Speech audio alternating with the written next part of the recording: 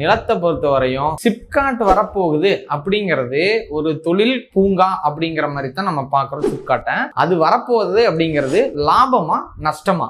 உங்க இடத்து மேல சிப்காட் வருதா, உங்க இடத்துக்கு பக்கத்துல சிப்காட் வருதா, அதை பத்தி தெரிஞ்சுக்கணும் அப்படின்னா இந்த சேனல் சப்ஸ்கிரைப் பண்ணிட்டு வாங்க. உங்களோட லாபம் நஷ்டம் ரெண்டுத்தையும் இப்ப பாத்திரலாம். பொதுவா சிப்காட் அப்படின்னா state industries promotion corporation of Tamil Nadu அப்படின்னு சொல்லுவாங்க.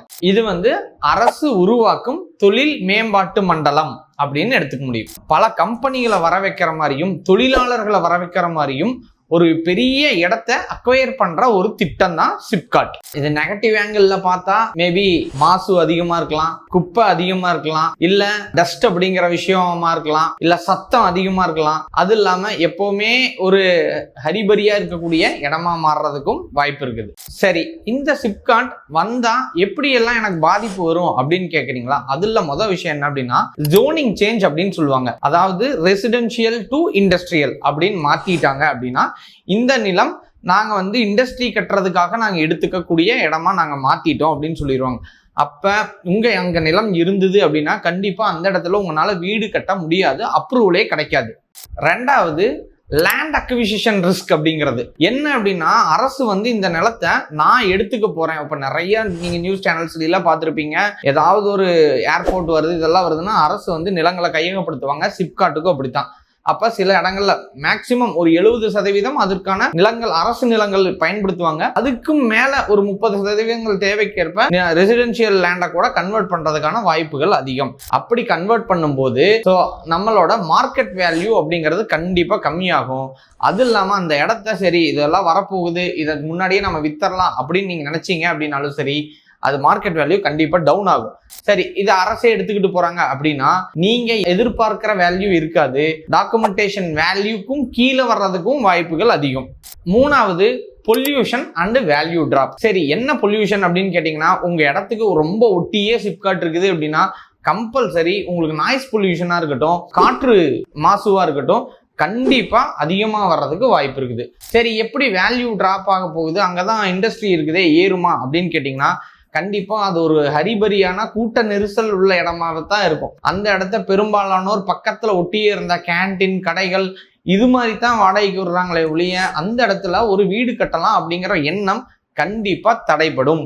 சரி, இது உங்க நிலத்துக்கு பக்கத்துல வரப்போகுதா, இது நமக்கு லாபமா இருக்குமா நஷ்டமா இருக்குமா, இதை எப்படி தெரிஞ்சுக்கலாம் அப்படின்னா டிடிசிபி மாஸ்டர் பிளான் வெப்சைட் மூலியமா நம்ம தெரிஞ்சுக்கலாம். அந்த வெப்சைட்ல போயிட்டு மாவட்ட மாஸ்டர் பிளானை தேர்வு செய்யுங்க. அதுல ரெசிடென்சியலா, கமர்ஷியலா, இல்ல இண்டஸ்ட்ரியலா அப்படிங்கிற பகுதியை செலக்ட் பண்ணி நீங்க செக் பண்ணி பார்த்துக்க முடியும்.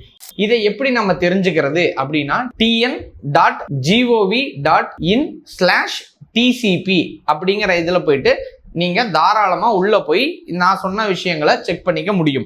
அதுக்கடுத்து எங்க போய் பார்க்க முடியும் அப்படின்னீங்கன்னா லோக்கல் பாடி இல்லாட்டி பஞ்சாயத்து ஆபீஸ், இங்க போய் இந்த மாதிரி மாஸ்டர் பிளான் வேணும் அப்படின்னு சொல்லி கேட்டு அந்த லிஸ்ட்ல பாத்துக்க முடியும். அதுக்கப்புறம் இந்த சிப்காட் வர்ற மாதிரி இருந்ததுன்னா உங்களோட சர்வே நம்பர் அந்த சிப்காட் அக்வயர்ட் லேண்டுக்குள்ள வருதா அப்படிங்கிறதையும் நீங்க அங்க போய் செக் பண்ணிக்க முடியும். அடுத்ததா எதுல நீங்க பார்க்க முடியும் அப்படின்னா நியூஸ் அண்ட் கவர்மெண்ட் நோட்டிபிகேஷன்ஸ்லயும் போயிட்டு எந்தெந்த இடத்துல இண்டஸ்ட்ரீஸ் வரப்போகுது, ஏன் சர்வே நம்பருக்கு பக்கத்துல வர்றதுக்கு வாய்ப்பு இருக்குதா அப்படிங்கிறத நீங்க இடத்த செக் பண்ணியும் உங்களால தெரிஞ்சுக்க முடியும். ஃபைனலா கன்க்ளூஷனா என்ன அப்படின்னு கேட்டீங்கன்னா சிப்காட்டுக்கு 1 கிலோமீட்டருக்கு தள்ளி இருக்குது உங்க இடம் அப்படின்னா கண்டிப்பா அது ப்ராஃபிட் தான். இல்ல சிப்காட் என் நிலத்து மேலதான் வரப்போகுது அப்படின்னா கண்டிப்பா லாஸ் அதிகமா வர்றதுக்கு வாய்ப்பு இருக்குது. ஆனால் கவர்மெண்ட் இது எல்லாத்தையுமே சரியா பார்த்து தான் பண்ணுவாங்க. கம்பல்சரி 80% மேல ஒரு நிலம் கவர்மெண்ட் நிலமா இருக்குது அப்படின்னா மட்டும்தான் அதுல சிப்காட்டுக்கான அங்கீகாரம் தருவாங்க. சிப்காட் அங்கீகாரம் ஏனோ தானெல்லாம் தந்துட மாட்டாங்க. கண்டிப்பா இந்த இடத்துல ரெசிடென்சியல் பிளேசஸ் எல்லாம் இல்ல, இண்டஸ்ட்ரீஸ் வரப்போகுது. ஏன்னா ஒரு கவர்மெண்ட்டுக்கு கண்டிப்பா தெரியும் இங்க பொல்யூஷன் வரப்போகுது, ஸோ மாசு கண்டிப்பா இருக்கும் அப்படிங்கிறதுனால அவங்க எல்லா மக்கள்லாம் இல்லாம இருக்கிற இடத்த தாண்டி ஒரு நிலத்தை தேர்வு செஞ்சு அதிகாரிகள்லாம் வச்சு ஆய்வு செஞ்சு அதுக்கப்புறம் தான் அந்த நிலத்தை கொடுப்பாங்க.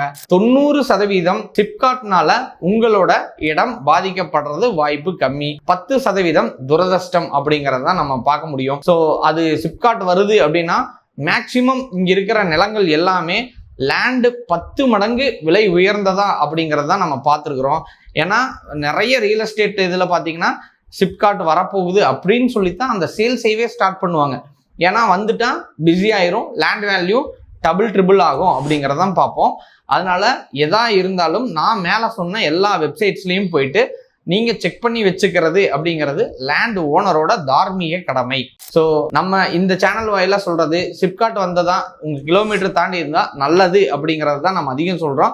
90% தீங்கு இருக்காது மக்களுக்கு அப்படிங்கிறத பார்க்குறோம். சரி, இந்த மாதிரி தொடர்ந்து ரியல் எஸ்டேட் சார்ந்த இன்ஃபர்மேஷன்ஸை நம்ம தொடர்ந்து நம்ம சேனல்ல சொல்லிட்டே வரோம். ஏன் நம்ம இதெல்லாம் சொல்லிக்கிட்டே வரோம் அப்படின்னா, அறிவை நம்ம பெற்றுக்கிட்டே இருக்கணும். நிலத்துல முதலீடு பண்றது அப்படிங்கிறது தலைமுறையா வாழ வைக்கக்கூடிய ஒரு இடம் அப்படிங்கிறதுனால நம்ம அதை தேர்வு செஞ்சு நிலத்துல பயன்படுத்துறோம்.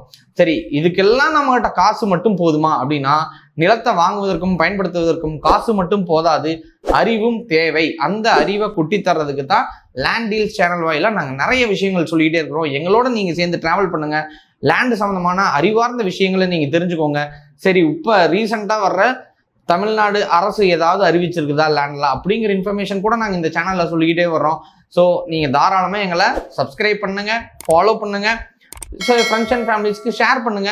சரி, வேற ஏதாவது டவுட் இருந்ததா வெப்சைட்டில் போய் செக் பண்ணுற மாதிரி எங்கள் கமெண்ட்ல சொல்லுங்க, நாங்கள் உங்களுக்கு செக் பண்ணி சொல்கிறோம்.